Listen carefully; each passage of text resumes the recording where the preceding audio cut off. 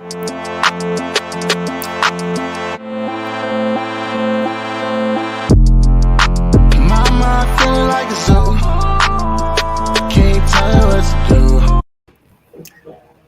to this episode of Getting My Cheese Back on My Cracker. I'm Ashley Nicole. And I'm Paige Benjamin of Atomic Travels. And in this episode, we will discuss the costume that we put on every day when we step out of our safe spaces. If you read the title, then you've seen that this episode is titled Code Switching. What is code switching, you ask? Do you remember that episode of Family Guy where all the Black people took off their white costumes when the police were gone? Refer back to our Instagram. It's on there. That's what I think of when I think of code switching. And we're going to talk about it. So let's meet our panel and learn more about them. In no particular order. I'm Jazz. Hey, y'all. I'm so happy to be back on Cheese on My Cracker. I am a lifestyle content creator as well as commercial real estate maven. And code switching, because of my corporate life, code switching has been, it's just what I do. Sometimes you have to do it.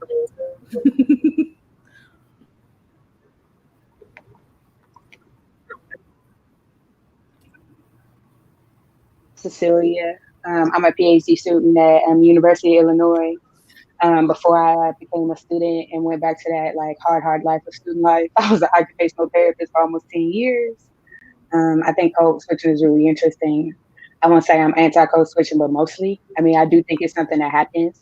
And we'll talk about that more as we have our conversation.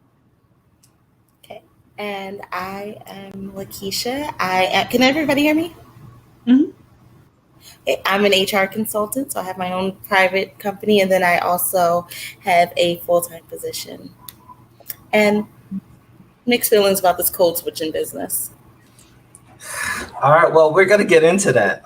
Code switching has been an inherent part of how we talk in the workplace. For some of us, it was taught, and others, it was something we felt we needed to do. We needed to do to get in the door. How do you feel about code switching, and how does it play in your mental health? Anybody can jump on the question, and Cecilia, you look like you got a smirk ready to just attack the question. So let's get into it. Yeah, I thought about me saying I'm very anti, right? So in the passage that was on Instagram, I think it's something really interesting about how the way that you speak, it's supposed to give you power in certain spaces. And I feel like I have my best power when I'm authentically me. I tell people, actually I'm in HR, hey girl. That's why I'm coming back to school. And I tell people I'm a custom stylist. Some of the things I say to people, other people could not say, but I be saying it with my whole chest and I mean it. And people like it. Mm-hmm. And when I try and make myself smile, I don't get the same results. So for me, code switching don't allow me to get results. So when I code switch, I feel like I'm playing in my face and I'm playing in the face of the people that I'm talking to. And so when I think about that, in terms of my mental health, it don't feel good to not be me. I love me. And I feel like if I do something for somebody else, I'm not willing to lie to myself in that way. I feel like I'm acting against my own integrity when I do it. So it's maybe you don't like it, but I ain't for everybody, and that's okay. Okay. Jazz? I like the way you put that. So I've gotten better about being authentic, and about being authentic in corporate spaces. For the most part, with me, what you see is what you get from top to bottom. So from EVP all the way down to whoever. There are certain things that I can say amongst skin folk that I can't say amongst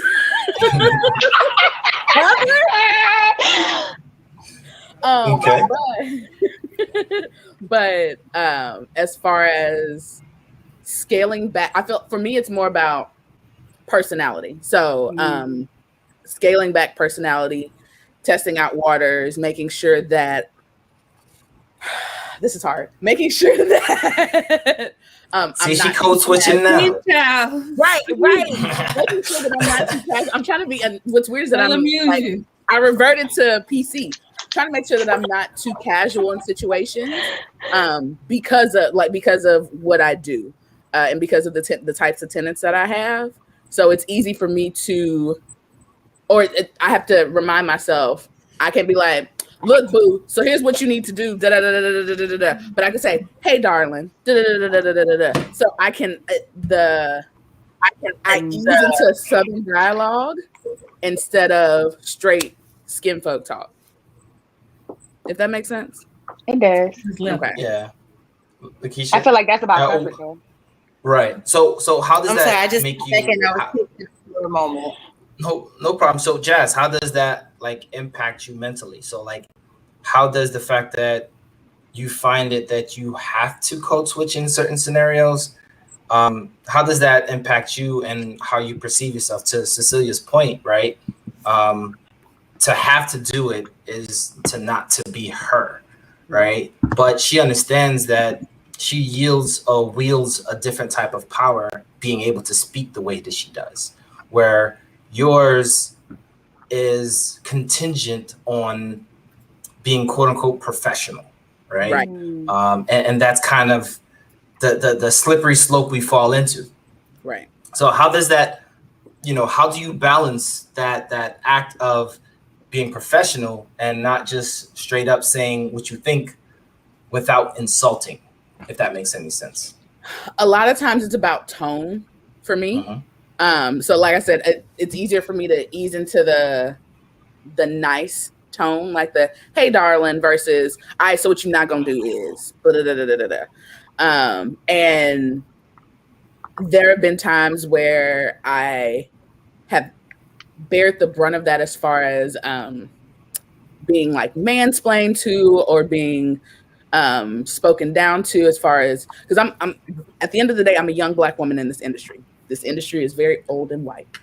So I've had to deal with, oh, well, they didn't take me seriously and I shouldn't have backed down. Like I shouldn't have done that. And I've second guessed myself. So I'm a work in progress and trying to get better at balancing that. But yeah, no, it's hard. Like, so when you guys like, this is what we're talking about, I was like, perfect, because we need to have this conversation. Well, we got two strong, opinionated people right next to you. So they'll give you some tips, and they're both in HR. So they know how to do that clap back email without the recourse. As per my last email. You already know what it is. You already know. I'm not sure if you received the last one, but I'm attaching it to this.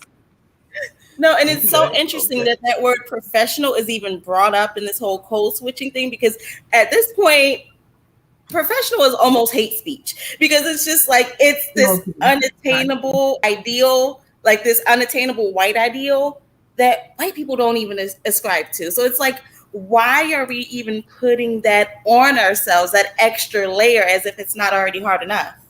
Like, it's one of those things, it blows my mind a little bit. Oh gosh, am I lagging again? Just a little bit, but you're good. Yeah, we'll wait. We got you good. You good. Let them use you, girl. So how do you feel about code switching? So you just mentioned that it feels like, I mean, professionalism is like hate speech, right? But how do you feel? How does it make you feel like in the workplace, and not just in the workplace, because I don't think we do it just in the workplace, right? I think we do it everywhere. I think we do it when we're around different sets of friends, right? We do it when, different sets of ethnicities. Like, I can't walk into a room of Americans and just speak Creole, right? That would be considered rude, but it's my fault they don't know how to learn to understand the language. So, how does that impact you when you have to realize that, code switching is not just a corporate type of thing, but it's kind of part of our everyday lives? I don't think you had to choose that. Sorry. Right. Oh, no, you're fine. We're all going to jump in for the rest of the night. I can almost guarantee it. But it's so much of it depends on context and who's the one using it. Because if you're part of a group and you're using this code switching language and you're not really a part of that group, it almost can be weaponized against you. So it's really a tricky thing. It's a really touchy subject that shouldn't be all that touchy, honestly. But here we are. So with that said, is it more like properly reading the room to determine how to speak to people, or is it more of specific groups of people? Like, because like I said, I mean, I walk in a room with my mom, we're gonna speak the language we're comfortable speaking. But if we want to interact with other people, we technically do have to code switch. Well, right? Like we have to adjust the language, which is ideally changing the way we were originally talking to accommodate to other people. Now, if we were in So, Haiti, it I'm wouldn't be not sure considered code switching. bilingual. Right. Right. I got next after her.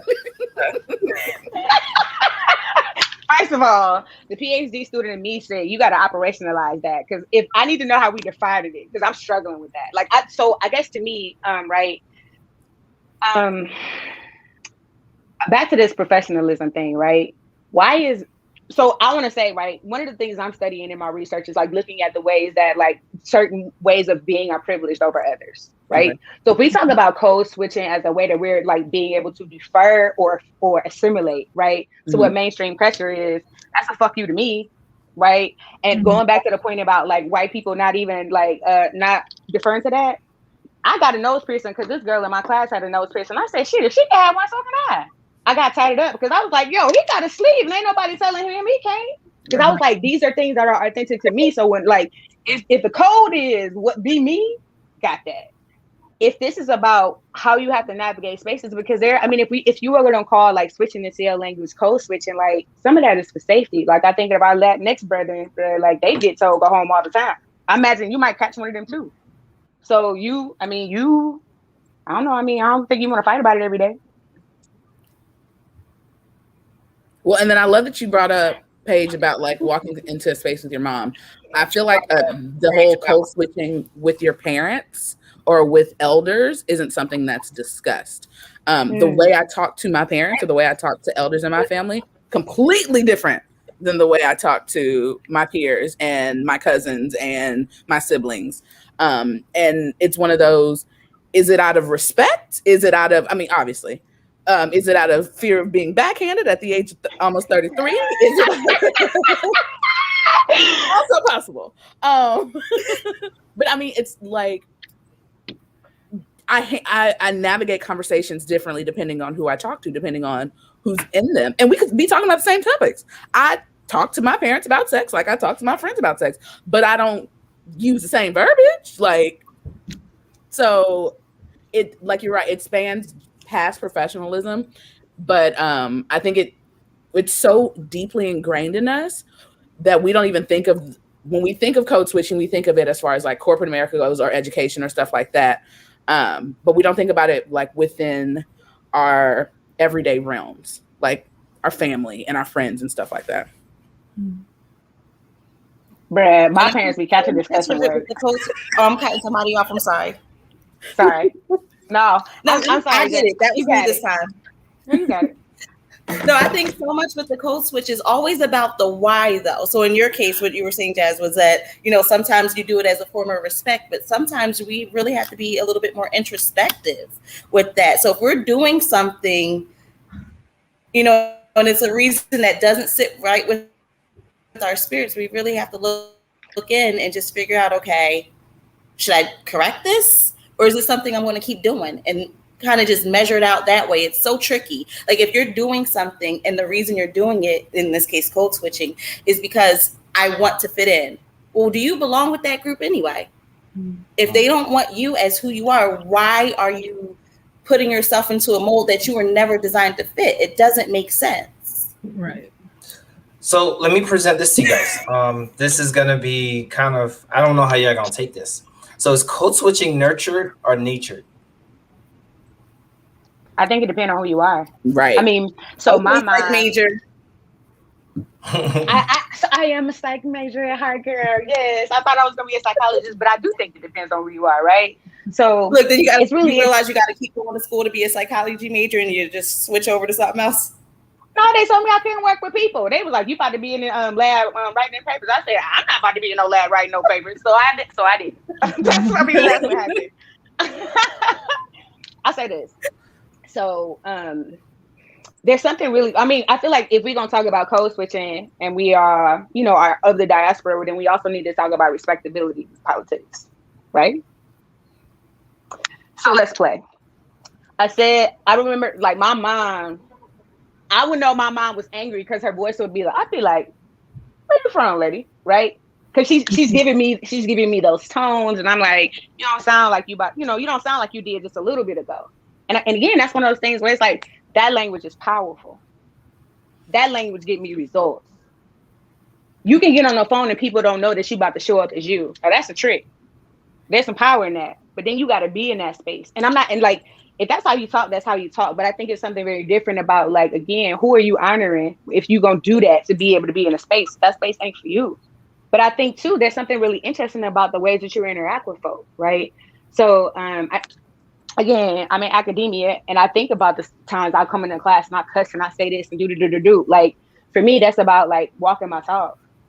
I got to be able to do that in this space. That's the thing that, I mean, when I think about mental health, that's how I would survive in this space. That really ain't for, like, people being able to say what it is they want to say. Mm-hmm. I can give you them heretofores and furthermores and blah, blah, blah. I got that. But I'm going to put it in my pocket. I'm going to write that.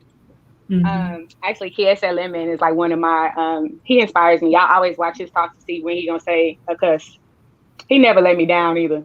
And when he opened that up, it's there. But that man is brilliant. And I just think about the number of people that you've spoken to that are super brilliant. But if you put them in a room with certain people, they wouldn't be able to get past that accent. Right, that dialect. I don't think that should be so.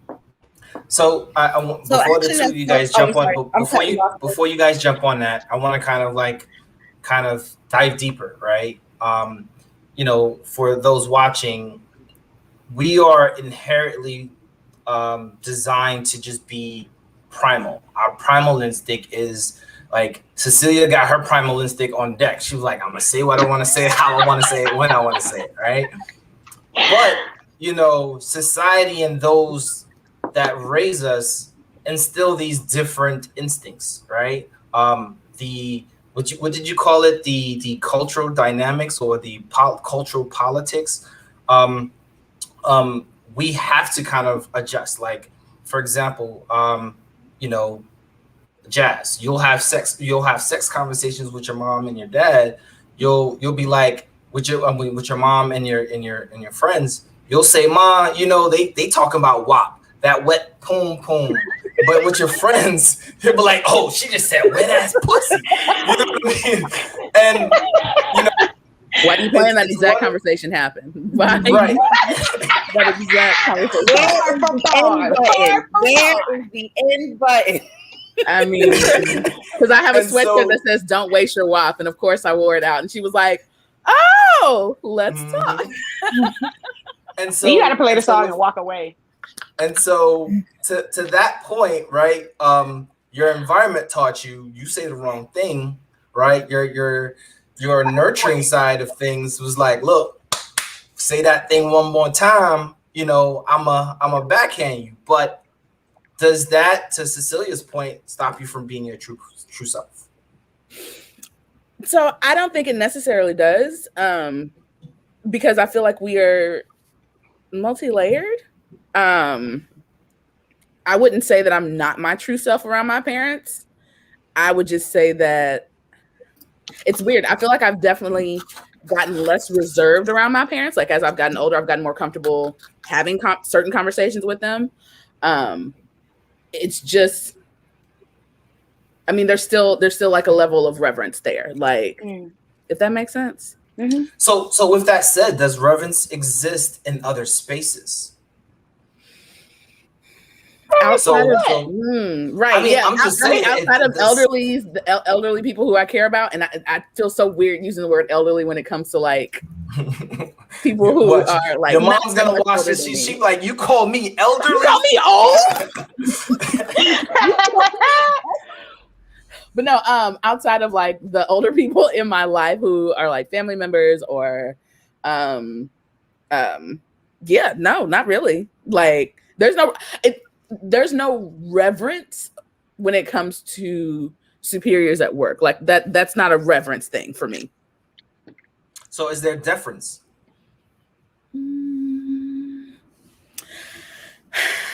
So I'm an anomaly at work. And I credit my stepmom for that completely. The way I talk to it's everybody gets it on the same level for the most part, unless they're tenants. So I'll be like, "Ayo, EVP, I'm gonna need you to woo out the bam." Now this, I'm not gonna put this. I like that. Yeah, I was like, "Woo out the bam," but this will be. I wouldn't do this in front of like a tenant or in front of a client or whatever like that. This is a conversation between us. This is an internal conversation between us. So I wouldn't want to, I guess, change the way other people look at them based off of how I'm speaking to them. Gotcha. I don't want there to be like any kind of disrespect perceived from other people based on how casual and how comfortable my conversation is with them. Okay. Does that make sense? Can I go back to this nature and nurture comment? Because somebody said something. It was like a flash across the screen. Ariel, thank you. That's it, right? So I think about this nature versus nurture thing. I feel like I got set up to be this way by my people because I can get in trouble for a lot of things. Like if they laughed at me, I did not get in trouble, and I'm funny, so I did not get in trouble really. Like I had to do something. I mean. This one time I tried to walk home from school. The crossing guard like let me cross. I was 6. My daddy didn't come. I gotta say this story. Dad, you did this to me, sir. If you ever see this, you did it. So the crossing guard like 30 minutes, bro. I don't know. I didn't have a watch or nothing like that, but it was a long time for a 6-year-old. I was like, I guess he ain't coming. Guess what I know how to do? Go home. So I was walking, crossing across the street. Here come my dad. And then the crossing guard gonna tell him I was walking home. Ma'am, you helped. Why didn't you tell him what you did? The other thing I'll say, my dad was very much like question when people tell you stuff. Respect is earned. That like you don't just owe nobody no blind deference. And I would say as I've gotten older, that has got me in trouble because I was like, including you. So I mean, it made room for we've had a lot of different and uncomfortable conversations. But I'll also say on the other side of it, I've had some of the most fulfilling conversations I've ever had with my family. So it sounds like for you, it's both, right? Like your innate nature to be yourself was somewhat enabled by family and close ones because one, they allowed you to do what you want as long as they made them chuckle. But not just that, they allowed you to kind of question the status quo. Because I think a lot of the times, we don't teach our children to question the status quo, and they're left kind of trying to figure it out, right? Like trying to figure out, well, I'm told not to do this, so I'm gonna just follow it versus questioning why shouldn't you do X, Y, and Z? You know what I mean? I'm trying not to take up too much room, but what I want to say to that is like you do teach your kids to question the status quo, but then you say, don't talk back to me, do it because I told you to. So then as a child, you say, what's the truth? You think about in the education spaces, you get in trouble for asking, Black children get in trouble for asking questions to the teacher if they're not funny. So think about that. We had be confused. we had Shiz and Nick on that got in trouble for not reciting the Pledge of Allegiance because one, Shiz went to a African-based school, and then young Pratt read the the autobiography of Malcolm X, and so they were rebels without a cause from the rip. But that once again, that was something held up against them, right? But they were taught that you should question the status quo, and so to that point, I think it's just a matter of it sounds like for your case, it was a combination that led you to be able to be who you are. Which kind of like allows you to navigate not having to code switch. They fear didn't keep me safe. Let's talk about that. I'm gonna shut up though. Somebody else will talk about it. No, but let's talk about it. That's right? good. That's good. So let's talk about that. So the fear of not switching didn't really save you. For you, it kind of propelled you in some cases. So I have hella brothers, right? And so I think about, and like in my own home, there were different things that they said, right? I was funny. My brothers didn't have that. So there are things that you say like, don't do this, talk to people this way. And it's not to say I wasn't yes sir, no ma'am, right? We had this like everybody at auntie, right? I still don't address adults without a miss because it feel weird to me, right? But I think there's still a matter of like, I'm actually amazed when I think about it, and I've had a lot of time to think about it because people keep asking about it, like in this PhD program. All of these things that people encourage me are things that I don't think I could do this without. So in terms of like, me being like opinionated, being boisterous, like people was like, show your work. I got to do that in my PhD program. I'm willing to learn. I'm willing to be wrong. That's something that has definitely grown more, for a lot of different reasons. But I think like, if my parents told me like not to talk, when I don't talk, people think there's something wrong with me. They often right too. So, so some of the things that you like are traditionally told by your parents, going back to this nature and nurture thing, are they reinforced by your environment? Because if they tell you, so going back to this respectability politics thing, right? You do this, you do this, you do this, and this is what's going to happen for you. And sometimes I do. And then when it don't, you be like, y'all lied to me. So I love that you brought up I don't address older people without a title in front, like a Miss or a Mister. I don't know about y'all, and I didn't notice this until somebody else pointed this out. I address older Black people and people of color with Miss and Mister. The clears? No. Yeah, you're gonna catch this word. You get Mary, you get Bob, you get no for real. And it's so I didn't notice it until somebody pointed that out. Like I was like, oh yeah, Miss Marjorie, Mr. Tom, da da da da, and I'd be like, Billy Bob, or like, and I was like, oh my gosh. So I don't know if it's one of those Nate or nurture. I see them as like my kinfolk because they are, and everybody else is that's so-and-so. That's Malcolm or whatever. Mm-hmm. So that's interesting because how can I put it? That's racial politics in a sense, right? Like, you're taking preference as to when to say certain things and when not to. In a sense, can be considered code switching. No, right. So I'll say this because to me, right, that's an exercise of my power. Once upon my grandfather called Mr. Charlie, and I don't have to call Mr. Charlie shit. I call him Charlie. I love that. I'm doing it for the folk. I don't care what nobody say. And I'm gonna call that that person Mr. Like Mr. Miss, because I know that there was a time they didn't get that. They get that from me. You got it automatically. And when you tell me don't call me, I'm gonna be like, I'm gonna struggle with this. We're gonna build a bridge. Mm-hmm. But I get there. So Lakeisha, any insight on this? Because you've been in and out a little bit.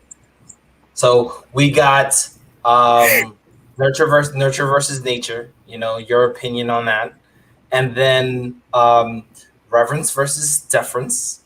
We hit a couple things. We know you've been having some internet issues. Philadelphia. Every time I go to say something, the internet shuts me down. They don't like you out there. You know what? I don't know. Everybody was this time. They strike again. I don't know. Too many strong Black women on the show. That's the internet just couldn't handle it. I'll just put it like that. You know what I mean? So, but what were you saying? Okay, I'm sorry, I cut out for a second.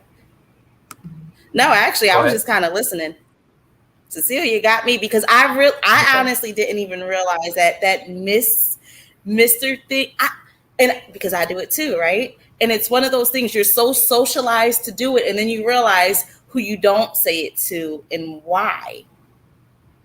And obviously, the connotation of calling someone who maybe is of a different ethnic background, you don't have that same level of comfort and familiarity, because think about it, when you use terms like that, you use it in the comfort of your social circles. So that's almost signifying you are not of my social, like we are not the same, basically. And it's kind of reinforcing that. So I wonder how it feels from the other side.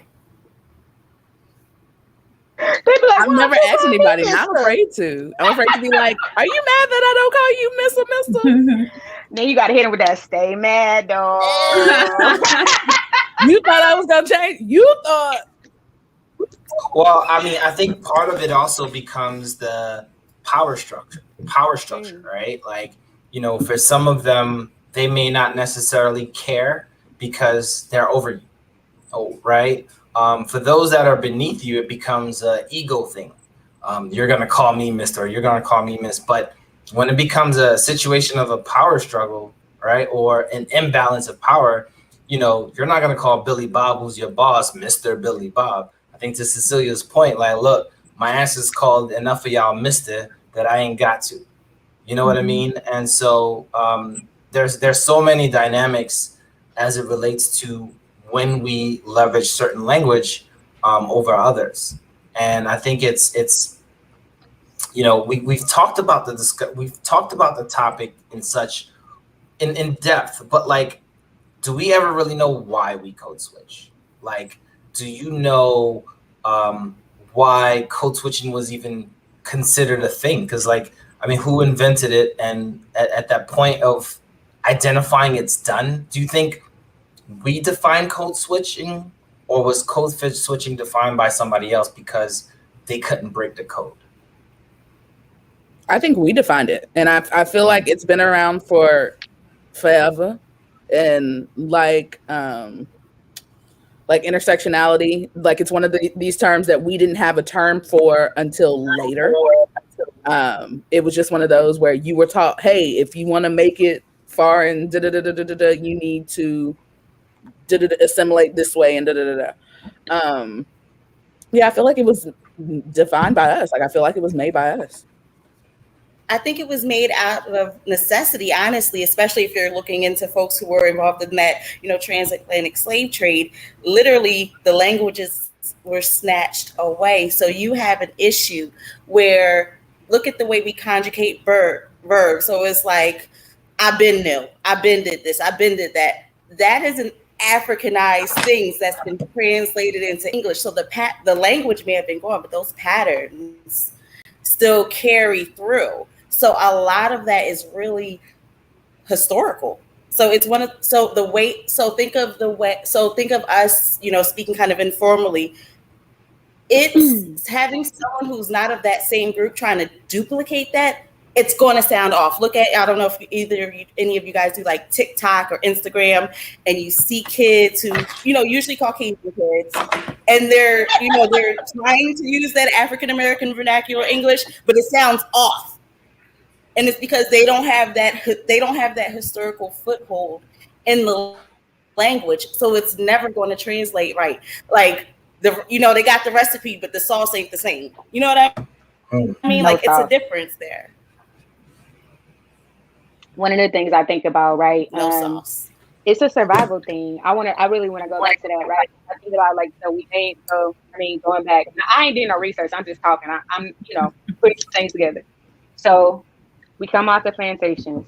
They say, well, I'm gonna give you like nothing, and you don't work here. And then we went to go build our own things independently, and they said, oh, you can't do that either. We're gonna burn that shit down.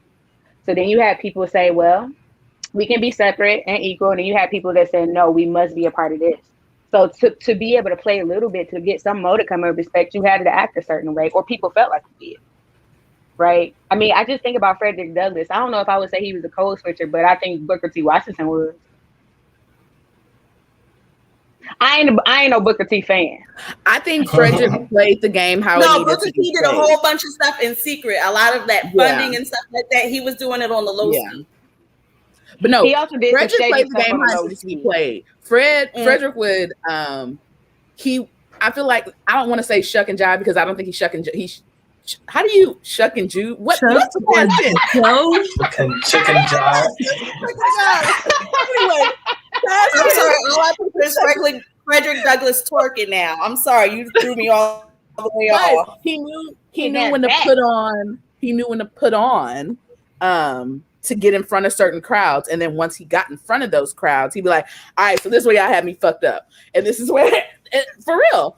Now Booker T, like you said, Booker T was very much on all the time, but behind the scenes, he was like, "All right, I'm gonna be the good Negro, so I can get the rest of y'all in." And so I can understand where you didn't like him for that. So I'm gonna say that happened, and because I mean, I'm reading CRT, so y'all about to catch this work tonight. I mean, and outside the fact, like my grandma got these books about things that, like, okay, so like, was it W.E.B. Du Bois has this history book that they had written for classrooms. W.E.B. Du Bois and Booker T. Washington didn't like each other anyway, right? So Du Bois was always giving Washington that smoke. He had it. But I'll say, like, there was a story I read on Twitter, and you know, we can talk about how accurate or not it is. But there was a black man who was trying to start some kind of venture, and Booker T was a gatekeeper. So when we talk about he did some good things, but you know what? Gatekeepers, gates open and they close. Sometimes they don't never open. So in my mind, when we be talking about anything, I want to talk about all of it. And it's interesting. We look so far back, but look, just a couple years ago, Obama could teach a master class in code switch. Obama said who he was from the beginning. There are a lot of things I think that I was like, y'all made a mistake, or you didn't read the book, or you thought he was playing. I don't think I said. I mean, and there are a lot of different. There are a lot of layers to that. It's levels. I mean, that's part of all those different identities where you have, you know, that Kenyan background, you have, you know, Kansas, Kenya, and everything in between. So that's a lot of fighting dynamics, especially when you weren't raised like you or I. Yeah. And like, so it's a different effect. And like, if you can see, like the whole thing I said about sauce, I swear sauce needs to go in the dictionary somewhere because it's really a thing. But how he carried it over, a lot of times the things that he did kind of didn't connect with Black Americans. The beer summit, where, you know, the Dr. Henry Louis Gates and the police officer were equalized, which in no other society with these two folks, this, you know, highly, highly respected, you know, tenured professor, scholar, historian, on the same level as a beat cop. So it's really interesting how like things like that play out. Y'all trying to start a whole nother conversation. We supposed to be talking about those. I know, right? I think it's all I think it's all interconnected, right? Because you know, if we want to talk about code switching, we have to talk about the historical context behind it, right? And a lot of the historical context is our people had to code switch since day one, right? From the time we were dropped off from the slave ships, right, to the time that we had to figure out different languages. So, for example, Creole is not a native language, right? Creole is a combined language of the French slaves, the Spanish slaves, the local Indians, in order to kind of mask what was necessary to be said. Same thing can be said in Negro spirituals. Those were songs and messages between one another. So we've been code switching since day one because, you know, the clears. We've been trying to make sure the clears don't understand us because, you know, for those of us that survived that transatlantic voyage or, you know, slave voyage, you know, we had to find a way to communicate, especially when our families were being broken up and split, right? So code switching has always been here. It's just we've somewhat perfected it. I would like to submit that I don't think we're code switching though. Before we get any more in depth on that particular part, I want to drop our next topic in so that we can continue to carry on this conversation before y'all answer it already. So this is how it's written. For me, once I begin to think of what it is that I'm doing, so like I, much like most of y'all, I think we're pretty much kind of close in the same age. Either way, there was these levels where, okay, I'm working, I'm a professional, and then you started learning, okay, I need to do all the things, you know, I got to do this, I got to do that, I got to network, I got to smile, I got to shake hands and kiss babies. Whenever there's something going on, I got to have my suit on, I got to have my collar crease, you know, all of that good stuff. I was doing all of the things. But even up to like 2 years ago, I noticed that I'm doing all these things, but I'm not getting anywhere. So so it came to a point where I was like, okay, so why am I doing all of the things? So that brings me to our next exact question. Do you think that code switching is a choice as much as it is our attempts to increase our chances at perceived success? See, I feel like the question suggests the answer because I think I'm sorry. because no, I'm not being funny, but I think everything is a choice, and that's why I say that I think the question suggests the answer because here's the right. thing, Love that you right? put perceived success. So I guess because so I was doing all of the things because okay, this is how I'm gonna move up. But I move nowhere. So am I Well, I not mean, successful or am I better? Did I accept being myself? So what is success?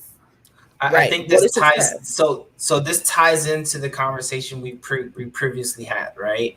To Cecilia's point, she was enabled to be the person that she is to be successful, right?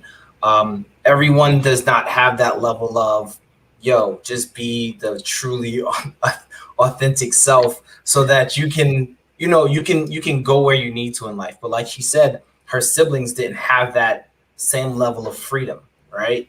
And or it to me it was perceived they didn't have that same level of freedom, right? And so success, and one of the things that I was told was going into corporate America, I need to cut my locks, right? Listen, it took me 5 years to grow those darn things. I wasn't cutting it off, and I grew them specifically to be defiant in that way, right? Because I know I wanted them. I didn't feel like braiding my hair no more. I didn't feel like getting no fades because it's cold outside. And so for me, it was about, I know what I want to do, but I think to Ashley's point, like we do a lot of these things for what's perceived to be the thing to elevate in life, right? Right. And a lot of us aren't encouraged to be our authentic selves, right? Like a lot of us don't have the luxury, and once again, it's a privilege to be able to be your authentic self. Everyone doesn't have that privilege, which you then have power, because with privilege comes power, right? And how you yield that power is different for everybody. So I'm sorry, Ashley, I didn't mean to That's hijack cool. the question. That's Go cool. ahead. I also think I think Cecilia, you either touched on it or you were about to say earlier about how we were brought here, then we were slaves, and then we had to figure out, okay, so they ain't gonna let us have nothing, so we gotta go over there and work. So you gotta press your hair, you gotta wear it this way, you gotta sound this way. So so in my mind, I don't think that code switching is something that I was taught as much as this is what they were doing. My grandmother had a perm, a relaxer. My mom had a relaxer. Nobody taught us per se to do these things. It's just that we did them because that was what we saw as success, or that is what we saw when we looked at a business, when we looked at the black woman that actually got to work in the bank, or the black woman that we saw limited on TV. This is what they look like, so this is what we should look like. So Well, not even what you saw from media. before Sorry. y'all continue, I wanted to add to that, right? So we had the it takes a village conversation, and somebody brought up the experiment where the kids were shown two different dolls, a black doll and a white doll, and which one do they think is beautiful? And the white doll was selected above the black doll. And so these are parts of how our nature kind of innately teaches us that what we do or what we are isn't acceptable. You gotta wait till she says something.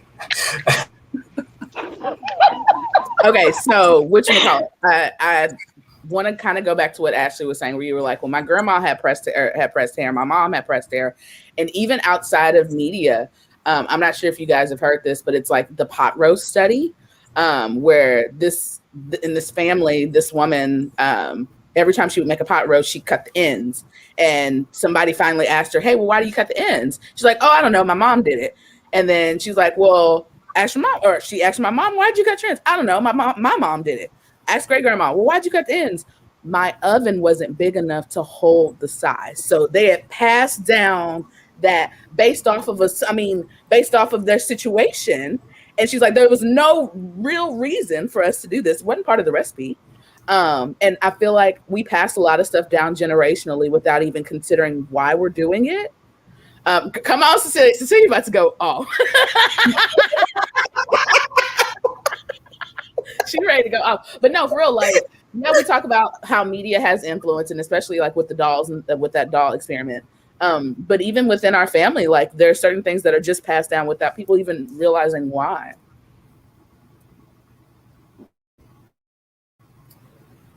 Go ahead, Cecilia. You got it. She ready. So I would like for us to make very explicit that we are talking about culture. Right? That's what we're talking about, right? Because you are socialized into culture. We are all socialized in the culture, right? So even in terms of, and I think with children, it is really interesting, right?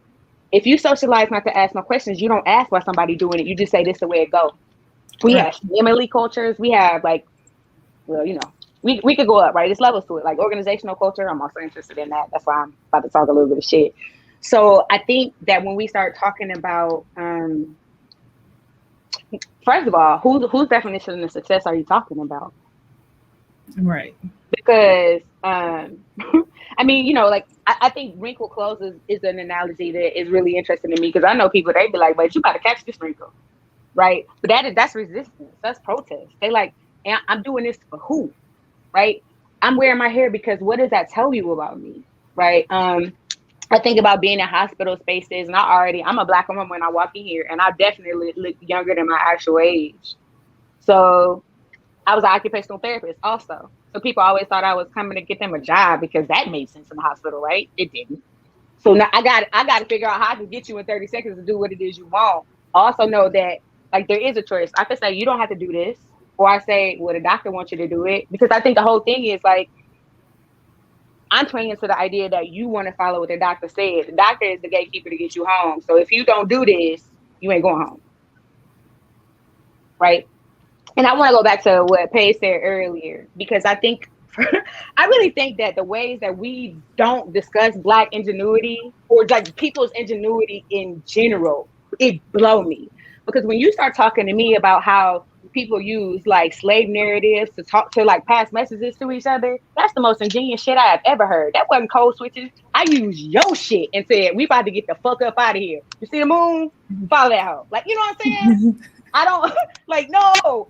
I in my own family, like, I don't know if y'all could tell that I got a family of 5 women on one side, right? People was like, like, you know, somebody's like, yeah, you know, I was like, oh, actually, one of my family members, like, she, my grandma, her story, her mother in Okmulgee, Oklahoma, before the 1930s. Spell that.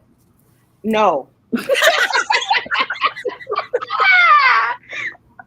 You about to give me a trouble with my grandma. Grandma, I know how to spell it. I'll send it to you later. I don't want to embarrass myself in front of these people. I might not got that in me right now. Okmulgee is like 30 miles from Tulsa now. It used to be 65 because they had to drive all the way around and through it, and they could have rolled through it, right? But I think about the fact there are so many things. You said you got to work on this a little bit. Oh man, I think about, okay, slaves bought rice here. They wanted slaves to work rice because they couldn't. I don't know if y'all have seen that special on Netflix. I'm playing my TV. Yeah. There you go, right? So they said, let's go get the people that know how to work it. People, they said, okay, I do that. Even when he talks about soul food, he said, you gave me the offering and I turned that into some shit that you want to pay me top dollar for. You had to put some respect on his name, man. You're not about to tell me that's code switching. I'll die about that shit because it ain't. It's fucking amazing. It's ingenious. It's beautiful. And remember once upon a time when everybody wanted to have some Indian in their family? I was doing this training and this lady said, you ain't want to have no Indian in your family? First of all, I was told I actually did. I seen the picture of my grandma daddy. Number one. Number two, we could talk about all the stories about how they were mixing that, like some of the schools, and they say, oh, hell no, we're gonna have to break this shit up because indigenous folks and Black folks, we was like, me, you, same, we hate him, right? And they said, break that up. And then I forgot what I was saying. Sorry.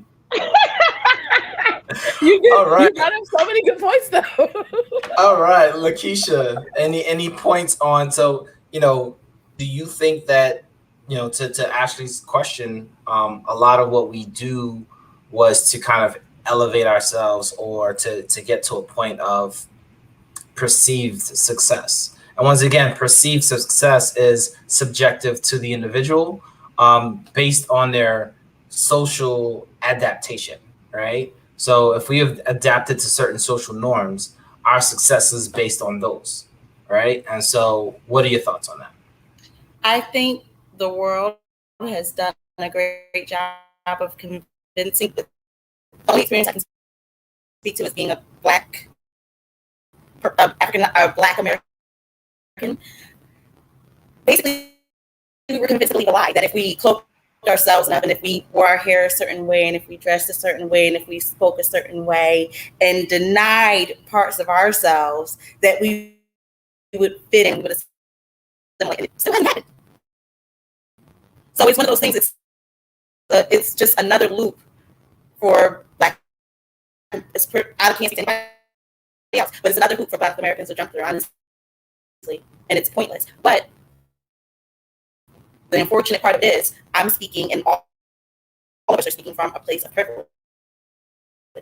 The girl who's working down at the call center doesn't have those options. The person who is the crossing artist probably has great grammar and diction because they have to, because the gatekeeping for those kind of like a frontline, like more entry-level positions and entry-level positions into the world really is so much tougher on them than it would be on any of us in this call. It's so unfortunate because that's where everybody's at.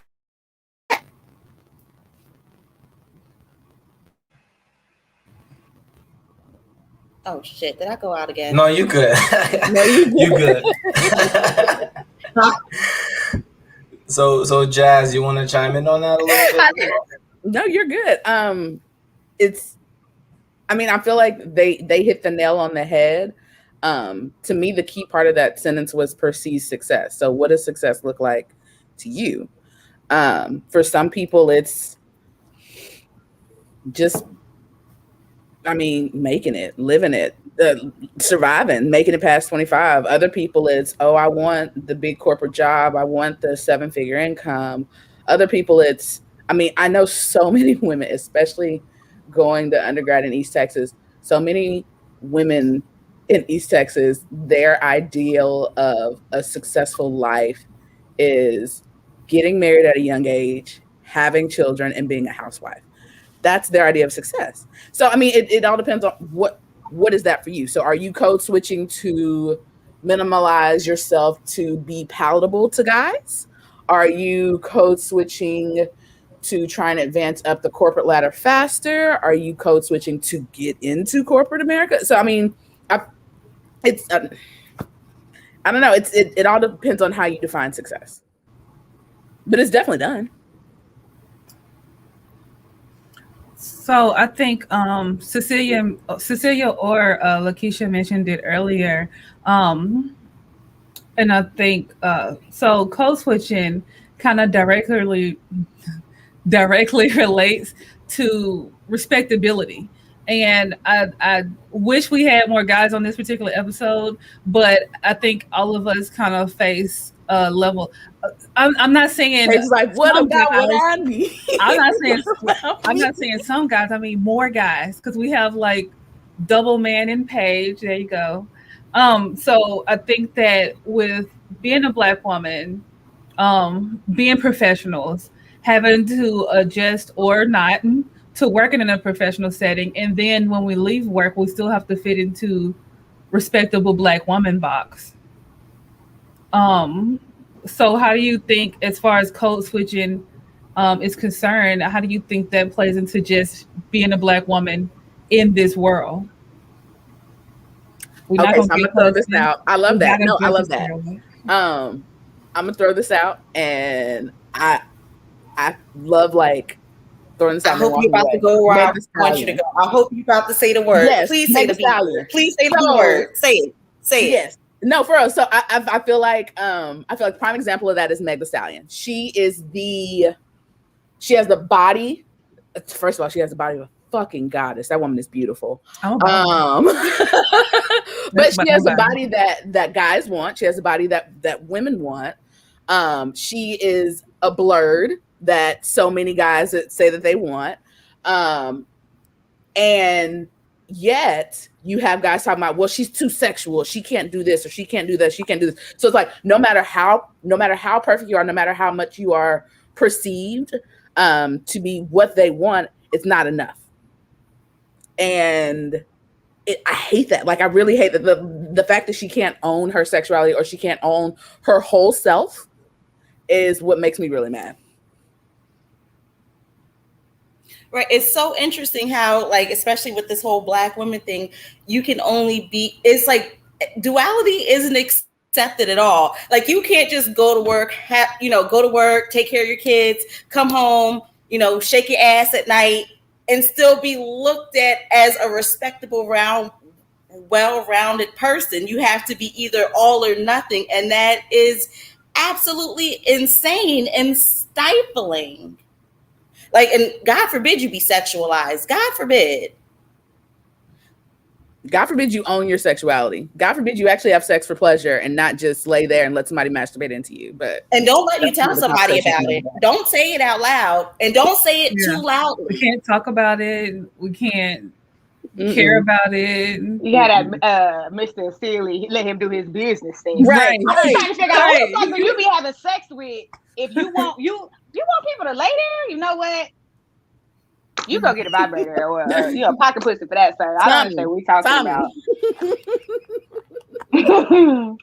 I want to go back to what Jazz said earlier. I was like, you mind if I wild out? Oh, she didn't brought the goddamn thing at the door. I got really excited about that because I think about the ways, like right now, I really do feel like we're in a space where women be like, guess what, I'm going to be all of that.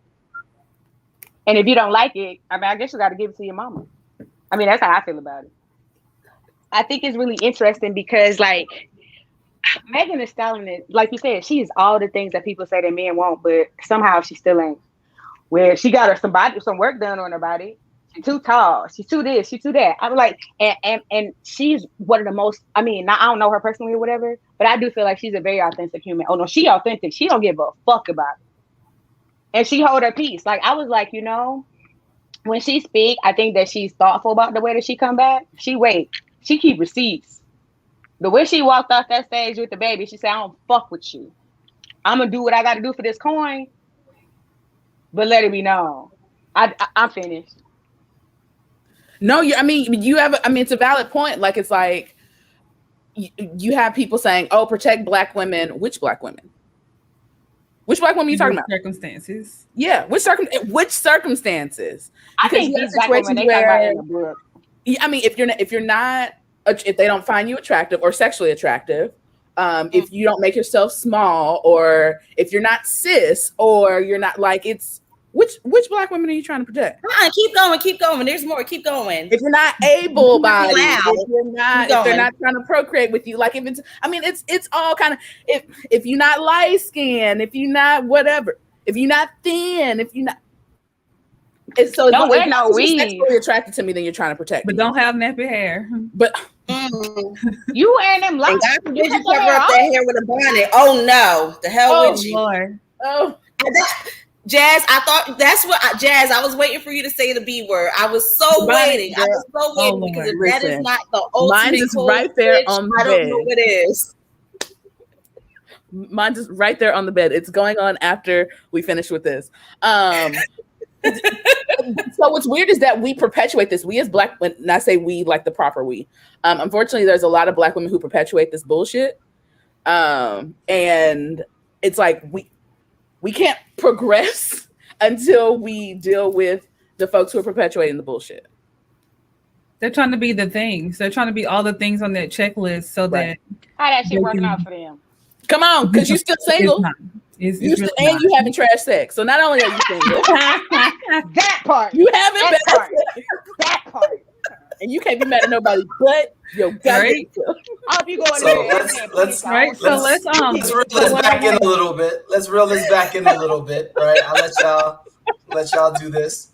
But in all seriousness, right? So, like, that on the road to success, being people of color, right?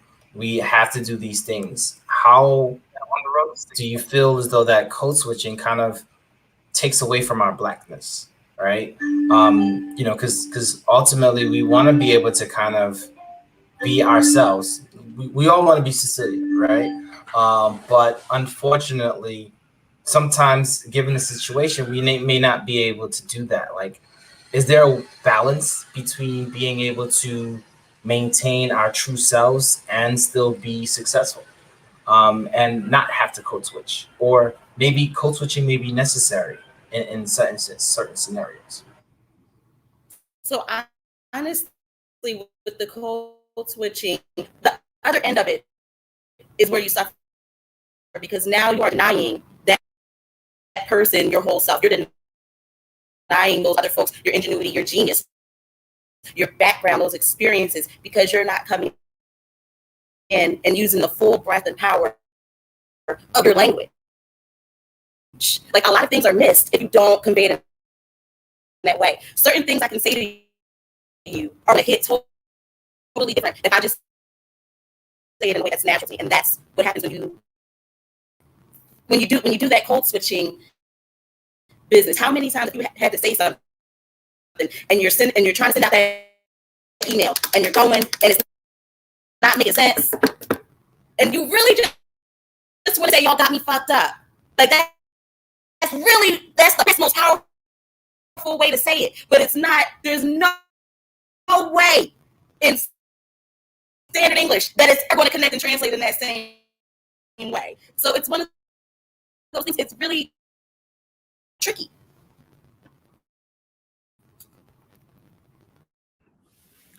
So I have a aunt, excuse me, God bless her soul. She's passed now. She used to be able to, I told her, I was like, as I got older, I understood that this was, it might've been like a code switching tactic for her. She'd cuss you out without cussing you out. She can make you feel like the smallest person in the world without using one swear word. And I've had to adapt and use tactics like that for professional settings, because I can't be like, you got me fucked up, and what I'm not gonna do is pay this $80,000 invoice because you fucked up. I can't say that in email. I shouldn't say that on the phone either, but I definitely can't say that in email. I do my job. Just don't put it in caps and you're fine. Right. Can't send that through the server. Like, because you fucked up. No, but she had a way with words, and I feel like that's something that Black women have. And going back to like TikTok or Twitter language that people like, oh, it's not AAVE, it's TikTok language. No. Black women have a way with words. We can cut you down without cursing you out at all. And I don't know if that would be considered code switching, but I think it is. See, I call that poetry. Let's talk about Tabitha Brown. Let's talk about that. In one of my group chats with my friends, she said that was so full of love. I said, you don't know a Southern Black woman, do you? That was the nastiest shit I've ever heard. She said, I know you don't know love. I hope you don't know a relationship with God in it. Sacrifice themselves for you. I said, yes, damn. Like, so that's my thing. Like, I don't have to code switch. I mean, when I think about when I send an email, so that you got me fucked up, that's your first response. When I think about what it is, I'm actually won't, because in my mind, one of my good friends said, one of my good friends, Frida Durden, in case you watching, hey girl, she said, do you want to be right or do you want to be effective? So when you got me fucked up, I think about, what do I need from you? Because I need to have my way. So it ain't even so much you need to say. I got an email on a Saturday. I don't work on Saturdays. I don't do schoolwork on Saturdays. Saturday is the only day that I could be a regular human. So what I thought was, y'all got me fucked up. But I looked at the email and then I said, I really appreciate the fact that everybody responded to this email, even though we don't work today. Just so you know where you had me fucked up. I ain't got to say you did it. I'm going to show you where. Right here. Now, I'm going to tell you also the things that I'm not going to do. And I'm gonna tell you why I'm not gonna do it. Let me run this for you. Now, when you do your team huddle and you hit us together, then you bring me a solution. But all the rest of it, like the beauty of being able to use your words in a way to influence the way that people move, you ain't gonna tell me that's code switching, because it ain't. That's power. I like that. I like that. So the So policies every and now and then, procedures it's in nothing you. like telling somebody they got you fucked up. It's worked. It's just about reading the room. I've actually had that happen where because I'm the HR person and certain things, but the industry that I was in, it was healthcare transportation, a little bit rougher. So I tried it the Tabitha Brown way, and then during a closed door meeting after deep discussion, y'all got me fucked up. But it conveyed the message in such a way because, again, reading the room, just because, and I think that's where we get into this thing where, again, we're kind of giving like clear folks a little bit more credit than they deserve. Sometimes they just want to talk. And if you're kind of meeting them where they are and just bringing in your background and your experience, it actually is really effective. Now, that wouldn't work at Cisco or AstraZeneca or wherever, but in certain circumstances, it is absolutely 100% effective. And especially coming from a space where you're the HR person, sometimes you need to have conversations in that way. And it kind of builds trust and a connection because it's like, okay, it's a way of, it's a signifier, right? So it's like, I see you and I see fully you. And again, this is what I mean by you cheat yourself when you code switch. So with that in mind, with that, sometimes they want to have a conversation. And I know sometimes we have our work friends. Do you have like a set conversation that you have with non-Black people to prevent having awkward moments in Blackness? Because I don't know about y'all, but I know there's this one coworker's like, "Ooh, child, ooh, child," and I'm like, please don't talk to me. You're like, shut your ass up. That's what you say. Right. Shut your ass up. So no, I hit him with a deadpan. I'm not your child. I'm not your sis. I'm not your, like, I'm very, certain people can say things to me, others can't. And sometimes you don't have to say anything. Sometimes you can just give them a look. But other times I've had to deadpan and like, hey, stop asking to touch my hair. Stop calling me sis. I literally had to tell this one lady, I'm not a pet in the zoo. Do not come by and try and touch my hair. Sometimes you have to be blunt because they don't get the nicety or the like that. Dead on. So no, we're not doing that. So I don't think it's just the workplace. I think white people, clears, have been emboldened for so long. I'm just gonna use that. The clears. The clears have been so emboldened for so long that they leverage a lot of our vernacular, right? And so it gets to a point where, perfect example, like pull up on me, right?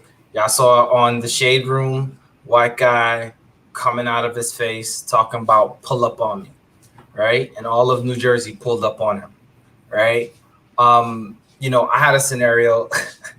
I was in Oakland and went to a restaurant, white restaurant, and the guy was like, "Hey, weren't you here last week?" I was like, "No, the other Black guy with locks."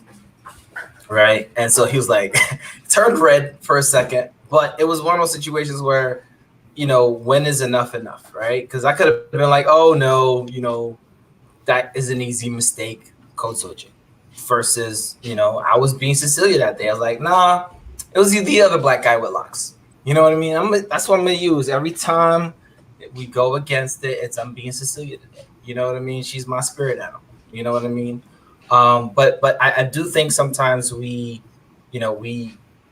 going back to things have to read the room to kind of determine when to say what we say. I think Cecilia put it, actually dropped another point. It's like we get a chance to redefine what code switching is, right?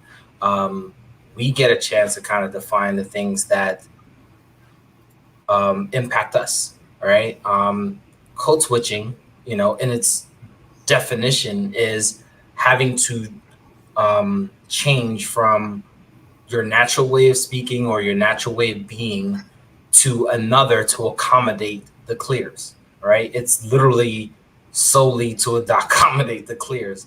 I was watching The Breakfast Club the other day, and one of their guests said that the best moment they had was when they did not have to care about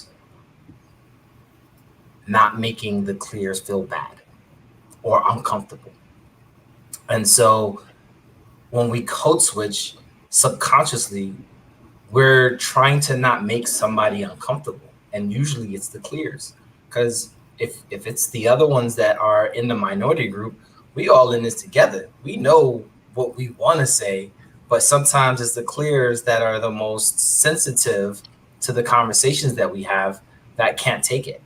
Because a lot of times it's all about how oppressive they can be. You know what I mean? Not the closed door meetings. Go ahead. First of all, I just can't participate in my oppression. Fuck your comfort. I ain't comfortable. Like, I mean, no, I'm not being funny. I'm being honest. Because here's my thing about code switching, right? If the goal is I'm gonna have some discomfort because it's gonna let me be able to have some access and some privilege, that's what we're actually talking about. So if it don't give me that, why am I doing it? If I let you touch my hair, I done gave everybody a license to touch my hair, and I don't have that shit to do. So I'm gonna go in and hit you with that look my mama or my grandfather taught me. Don't touch me, right? I hope that I mean, like, we can do it like on some personal space shit. You don't know me like that, folks. But you know, I might. Oh, I'm sorry. Go ahead, Cecilia. No, go ahead. No, but it's one of those things we kind of get away from the fact that honestly, Black people do it to each other, and it's so uncomfortable that keep those standards where it's like it's so tight against. I remember being in closed door HR conversation. Candidate came in, and the young lady had on like a little suit, but she had on a tank top instead of a shell. And that was the conversation. Nothing that this woman, the person who I interviewed her with, didn't remember a word about what that young lady said, just that she had on a tank top instead of a shell. And I've also seen it done with names, where they went to school, just things that really shouldn't factor in. And they were done by people who look just like us. And so it's one of those things, that level of, racism, and in some cases, usually it's patriarchy too, where it just kind of clamps down, and it tends to sway towards folks who, kind of lower level positions or just lower, it's tough. It's really, really tough. But I really don't want to they're not, folks aren't getting away. Bougie Black people aren't getting away with that crap. I'm glad that you said that. I mean, because I feel like the truth of it is, I think they're getting away with it. I think it depends on what Black people are the worst. I feel like bougie Black people are, because they're not as sedity. I feel like we need to make a difference between bougie and so let's talk about bougie versus affluent. So I think there's bougie, there's affluent. I consider myself bougie. Right. Like I'm a ball out. Like, so we go to Ashley. No, we go to brunch. You're the girl who spends $200 at brunch. Absolutely. Is that you? Absolutely. Getting guacamole on everything. Absolutely. The mimosa's always bottomless. Always. All the sides. Random Black persons. Absolutely. Goddamn Luli. I spend money like a drug dealer. You want to know why? Because I make it. I ain't got no kids. I'm not married. Ball out. So, but no, I do consider myself bougie. I'm not sedity though, and I feel like the sedity folks are the gatekeepers. We came back to respectability college again, didn't we? Mm-hmm. Yep. It's all connected. It's all connected. See, I have a weird relationship with this bougie word because I was being called that before it was cool. So now I don't know what the hell it means anymore. Remember, like 90s, early 2000s, bougie, that was an insult, and now it's a compliment. So now I don't know who the hell I am. But I don't think you got to fit nobody else's box either. I always ask me, if you gonna call me something, you got to tell me what that mean to you. I can know if we need to square up or not. Ooh. Or I can even know if it's worth the conversation. Like, I don't even need to know if I need to entertain this with you. Like, if you're not, yeah, we ain't gotta do that. So, but I will also say, I wanna before you go, I wanna stay on this topic, right? Like around status, right? I think status is also a privilege, right? So certain statuses give us privileges to do certain things. I mean, perfect example, Diddy, right? Diddy has multiple instances of him saying what the fuck he wants to say, but the fact that he is at a status and worked to get there, right? It's not that he just overnight became this mogul, all of that. And I think he's also intentional with how he speaks to people, right? That's why he's now, was it Love instead of Diddy or Puff Daddy? This man done changed his name 11 times. But we also got to realize, like, bougie, Sadiddy, affluent, right? Each level has a level of privilege that allows them to either speak or prevent them from speaking a particular way, right? Because how you set yourself to be perceived by others kind of locks you in. This is going to be a contradictory statement, but how you set yourself to be perceived by others lock you into how you speak and how you present yourself, right? So we talking about class now, is what you're saying? Because yes, we talking about yes, class, because that bougie shit, It's all connected. You can be bougie with $5, bruh. We talking about class. We talking about gatekeeping because of class, and them two things aren't the same thing. And I just think about the ways. I mean, there are a lot of scholars. Like I think Lainey Grenier. Like people have talked about even like for the Brown versus Education case. I told you I've been reading some CRT shit. So I'm gonna give you a little bit, right?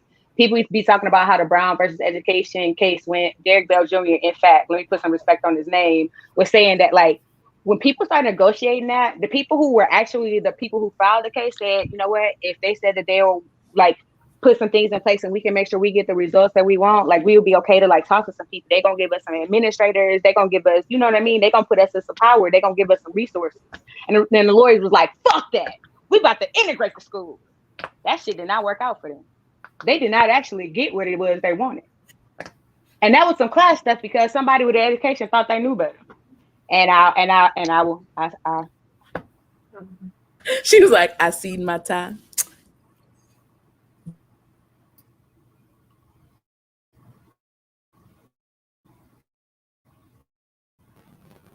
But no, I mean that's a good point. Like that's a different thing. Class isn't or class and that's different. Yeah, that is different. Okay, I mean this has been an amazing conversation thus far.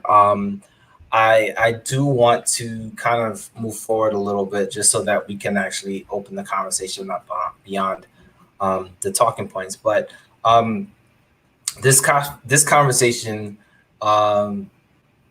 shows that we are always making sure that we are properly represented in society, whether you want to or not. Code switching can be contributed to how we perceive ourselves in society in a way that does not allow us to promote our true selves. How are we to push ourselves to realize that it may not be necessary to code switch to fit in or succeed in society? So this is, one of those situations where how can we get past this, right? We've defined code switching in almost 1,000 different ways in this conversation alone, right? We do realize that it's situational and necessary depending on the circumstance, right? Cecilia did not code switch in the sense of like, you got me fucked up, but she did leverage.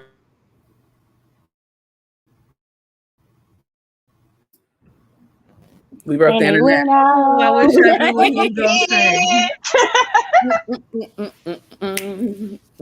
All right, so he'll be back in just a moment. I don't know what he was gonna say, else I finished his sentence, but like, hey, yeah. I don't know what yeah, that. Okay, y'all, what's the past tense of shucking and jiving? let's circle back to what's the past tense of shucking and jiving? I think he gets a helping. Shack and jive? Shack and jive? I don't think that's it. No, don't say that because I don't want nobody to Shuck say it. and Joe. Joe? Shuck and Joe? Shucks and Joe. No. Shuck and Jived? Shuck and Jived. I'm going to give jived. Jive. Shuck and Shuck jive. and jive. I'm just say it was shucking and jiving. Oh, sure. Yeah. Yeah, look at you. But it sounds so basic. It don't have sounds no weird, sauce right? at all. You don't got no spice. Mm-mm. You gotta Ain't got the sauce. That sauce. That's the way you say it. It's gonna make it spicy, though. You know, like when I you don't read have it, any text, you be spice. like, "Call me and say it, so I can know how you really feel." Like that.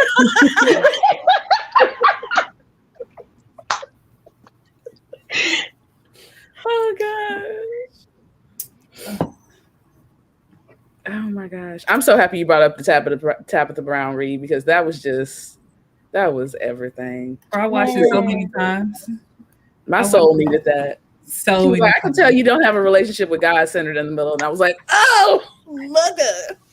This Yes, is 23 years. Oh, mother. She hit it with that. Maybe you might not. I pray that you have somebody that loves you. You might not never experience that. I was like, And then she said, I "Saints, want can we this gather person to around pray. her? Can we touch and agree?" I said, Can we? "Damn, you gonna bring the community in?" Damn. My goodness. hey. Hey, are you back? Yeah. It took me off my mojo. Well, ultimately, what I wanted to say was, how can we get past the fact that code switching can be necessary, depending on the situation, and how can we allow it to not impact us such that we lose who we are as individuals, as Black people, as men, as women that actively contribute to society. And I will go on mute because my dad's talking in the background and he doesn't care. You take away the negative connotation of it. Like, I feel like it has such a negative connotation. And it's not necessarily a negative thing. Especially when you are doing it in other aspects outside of corporate America or outside of working. Yeah, I feel like once you take away that connotation, it loses its power. What about y'all? I agree. I think it like that code switching thing is actually a neutral activity, but because of the ugly history behind why it happened and why it continues, it's kind of gotten that. But it really, everybody else does it. But the burden with Black Americans is so much heavier when we have to when we do it because we've had to do it for so long. I think you can throw that shit away. I think it's about choice, though, right? Because you don't have. I mean, like, I feel like I've given a lot of different examples of the ways that I think that some things that people call code switching, I don't call that. And I think that we all have the power, like if we choose to rename, change, redefine, define, right? I think we have the opportunity to question certain things that we've been given. I think that we can think about, like, I mean, even to Ashley's question about like perceived success. What is success to you? And then what do you have to be? You know, what do you have to be there? Like, if you make 7 figures and you feel dead inside, is it worth it to you? Because if it ain't, then maybe you don't need to do those things. Exactly. Maybe you don't have to do it that way. I mean, I guess I also feel like certain things, they just for you. And it don't really matter how you show up to it. But I do know when I show up in the fullness of me, I get enjoy. My food tastes better. My walks are longer. My shower hotter. All of that, man. I feel like everybody should have that too. I think y'all all brought up an interesting point. Kind of like all of the different sub conversations we had. It all kind of goes back to, especially in the Black community, it goes back to those gatekeepers, because all the things that we've been told not to be, which is our Black selves, all of that is some shape, form, or fashion, whether it was don't do this, don't wear bonnets, don't twerk on YouTube, don't talk Black at work. I think all of those things came from gatekeepers. I learned that from y'all tonight. Where's my star?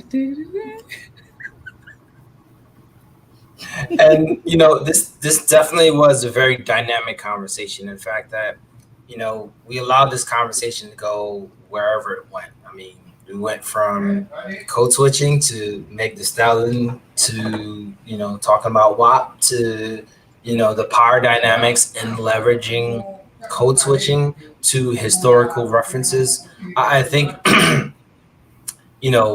as a people, and I think Cecilia's hit it on the head, is like we're one of the most uniquely, ingenuitively skilled people on the planet, right? To the point where we will make something out of nothing just to make sure that we have something for ourselves.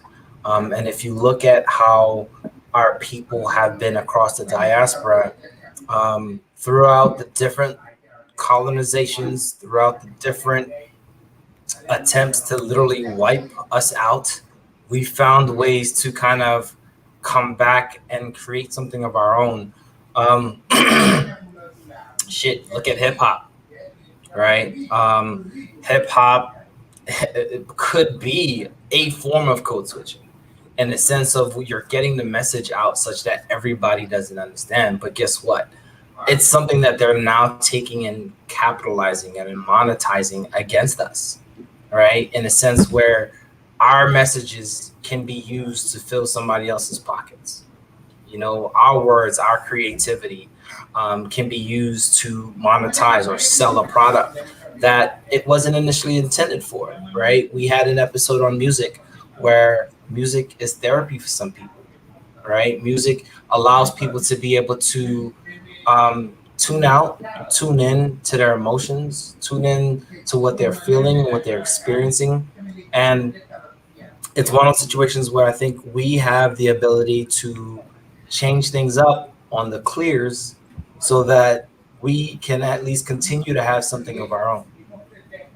And I think I hope that today's conversation allowed us to kind of shed a different light on what code switching can be considered and how it can be not a negative thing. I think, Cecilia was coming in hot on this conversation and she kind of cooled down a little bit. You know what I mean? And I appreciate that passion because, we needed that, same with Jazz, same with Lakeisha, and providing you guys' input and what code switching meant to y'all and how it impacted you, right, is important because what we're trying to do is create safe spaces so that people can understand that these are topics it's okay to talk about. It's okay to have differences of opinions. It's okay to have the same opinion. But these are things that actively and every single day impact our community. And if we can't talk about them, we can't help our community grow. So with that being said, Ashley, you want to take us out? Sure. Okay, so like I said, I did learn a lot. Y'all kind of opened my eyes to some of the things that were related to my ideas of code switching. So I thank all of y'all for coming. I thank y'all for giving me, us, and the internet y'all's time and energy for this conversation. Before we go, I do want to just double check if any of y'all have anything going on. Tell the people watching where they can find you or what you have coming up. If you have something. If not, don't. Well, I mean, I'm kidding. I'm in the process of moving to Nashville, so I would say you can find me. I would say you can find me on the internet. Things slow down, and I actually move here. I have a blog, I have a podcast, all that stuff like that. I'm and all that jazzy on all platforms. So give me a follow. I'm pushing out new content. I am. It is kind of, but yeah, come right along with me. Okay. I am on Instagram under Clear Conscience Consulting. Other than that, you can catch me out on these streets with my bonnet. We outside.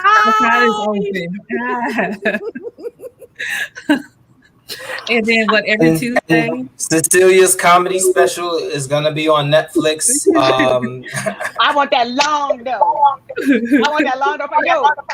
I'm Somali Deuce, but you can't follow me on there because my Instagram is private. But what I will say, shout out to the road. Shout out to my folk. My folk have showed up to this. Shout out to Paige who said, come do this. Because I was like, hell no.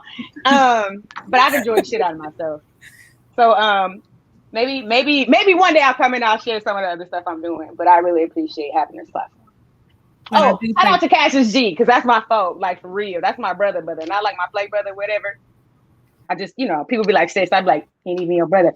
So yeah, that's all. I want to say that. That's my brother on the theme song. I want you to know, I really was like, I think she's gonna say no, because I was looking at Paige asking you. And I was like, she gonna say no, she not coming. And now I want her to come. So I'm glad you came. And I'm glad all of y'all tuned in to see this awesome conversation.